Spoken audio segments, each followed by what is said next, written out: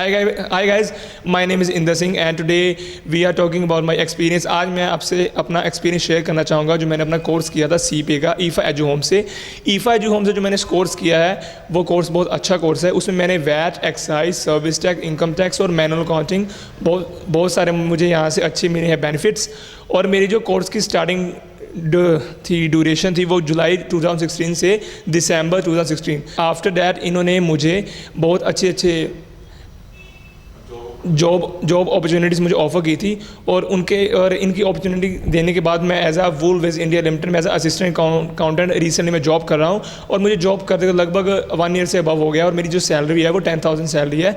और मैं आप सभी अपने जितने भी फ्रेंड्स हैं उनको यही मैसेज देना चाहूँगा, अगर वो ईफा एजू होम से जुड़ते हैं तो उनको बहुत सारे अपने जो होते हैं बेनिफिट्स मिलते हैं। तो मैं आपको यही मैसेज देता हूँ कि इनसे जुड़े, कोर्स ज्वाइन करें और अच्छे से अच्छे बेनिफिट्स लें।